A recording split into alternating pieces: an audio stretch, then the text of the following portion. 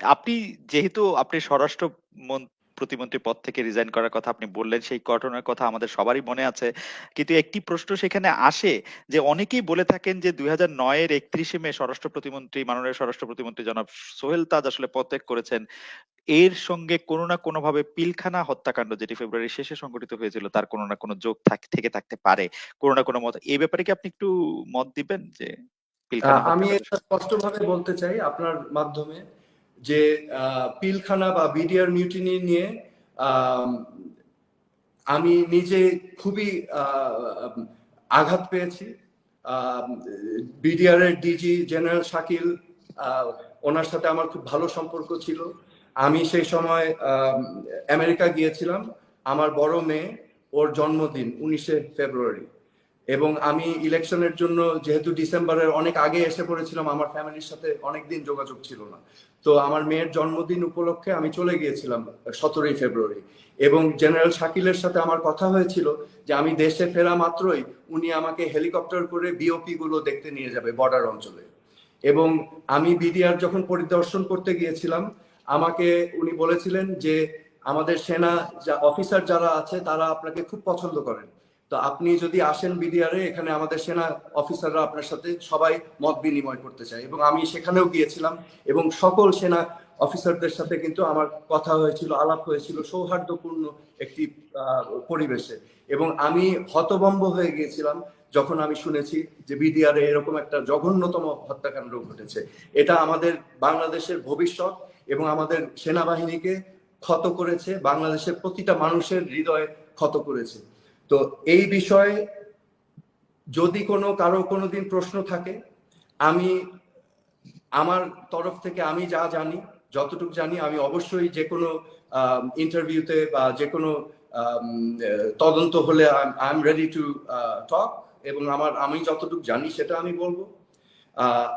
এবং আমার পদত্যাগের কারণ আরো কিছু কারণ ছিল, কারণ আমি বলেছি ওই যে আমরা দিন বদলের সনদ নিয়ে আমাদের কাজ করার কথা ছিল, এবং আমি উদ্দীপনা নিয়ে আমি ভেবেছিলাম যে ওই যে বলেছি সুশাসন করতে হলে ন্যায় বিচার প্রয়োজন, আইনের শাসন প্রয়োজন, এবং আইন প্রয়োগকারী সংস্থাই হচ্ছে আপনার সবকিছুর হাতিয়ার, তাই না? পুলিশ প্রশাসন, আমি চেয়েছিলাম একটি প্রফেশনাল পুলিশ ফোর্স আমরা গড়ে তুলবো যারা নিরপেক্ষ হবে, জনগণের সেবক হবে, যাতে করে আমরা দুর্নীতি অনিয়মকে রুখে দিতে পারি। হ্যাঁ, তো আমার একটা পর্যায়ে মনে হয়েছিল যে সেই লক্ষ্য থেকে আমরা সরে গিয়েছি। তো সেই সময় আমি মনে করেছি আমার প্রতিমন্ত্রীর চেয়ারে বসে থাকার কোনো অধিকার নেই, সেজন্যই আমি পদত্যাগ করেছি।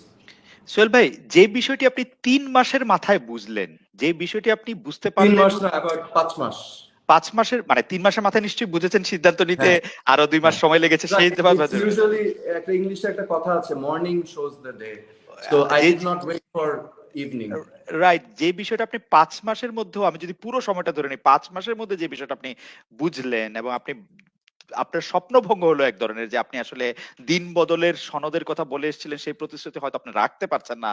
আপনি হয়তো যে একটি পুলিশ প্রশাসন, যেই পুলিশ প্রশাসনটা জনগণের পুলিশ প্রশাসন হবে, সেটি হয়তো করতে পারছেন না, যার জন্য আপনি চেয়ারটিতে থাকলেন না। আপনার কাছে কি মনে হয় যে এই ১৬ বছর ধরে আওয়ামী লীগ বা শেখ হাসিনার সরকার বা যারা এত পোর খাওয়া রাজনীতিবিদ, তারা কি এটি বুঝলেন না, নাকি তারা এটি বুঝেও শুধুমাত্র ক্ষমতায় থাকার জন্য বা কোনো একটা আমি দুর্নীতি শব্দটা কিভাবে ব্যবহার করবো আমি জানি না, দুর্নীতির একটা সুবিধা নেয়ার জন্য তারা এটা থাকলেন? আপনার রিডিংটা কি বা আপনার টেকটা কি এটার ব্যাপারে? মানে এটা তো অবভিয়াস যে আপনি ৫ মাসে বুঝেছেন, আপনার বুদ্ধি বেশি। কারো তো ৫ বছরে বোঝা উচিত ছিল, ১৫ বছরে বুঝবে না কি করে? আমি আসলে ওই আমার একটা পদত্যাগ ড্রামাও হয়েছিল, আপনি নিশ্চয়ই জানেন, জি। যে আমি পদত্যাগ করেছি কিন্তু আমাকে পদত্যাগ করতে দেওয়া হচ্ছিল না। হুম, যার ফলে আমি এক পর্যায়ে আমার সংসদ সদস্য পদও ছেড়ে দিয়েছিলাম। হুম, হুম, হ্যাঁ, সো ওই সময় আমি ইমোশনালি একটা কথা বলেছিলাম, যেটা সামটাইমস ইমোশনালি সত্য কথা বেরিয়ে আসে। আমি বলেছিলাম খেলোয়াড় বদলিয়েছে কিন্তু খেলা বদলায় নাই। এখন আপনি একটু বুঝে নিতে পারেন আমি কি মিন করেছিলাম। হুম, হুম, সো আমাদের পলিটিক্যাল কালচারটাকে চেঞ্জ করতে হবে। হ্যাঁ, এখানে জাস্ট সরকার রদবদল করলেই হবে না, আমাদের সার্বিকভাবে মাইন্ডসেট চেঞ্জ করতে হবে, আমাদের পলিটিক্যাল কালচারটাকে চেঞ্জ করতে হবে, সিস্টেমিক চেঞ্জ আনতে হবে, সিস্টেমিক চেঞ্জ। এবং সিস্টেমিক চেঞ্জ হচ্ছে ডেমোক্রেটিক ইনস্টিটিউশন গুলোকে মজবুত করতে হবে, স্ট্রেংথেন করতে হবে।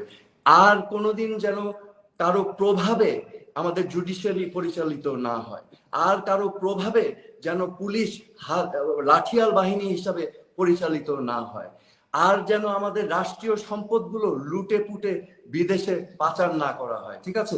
সো এগুলোকে প্রতিহত করতে এবং একটি সুন্দর সিস্টেম করতে you need to have democratic institutions in place and strong democratic institutions.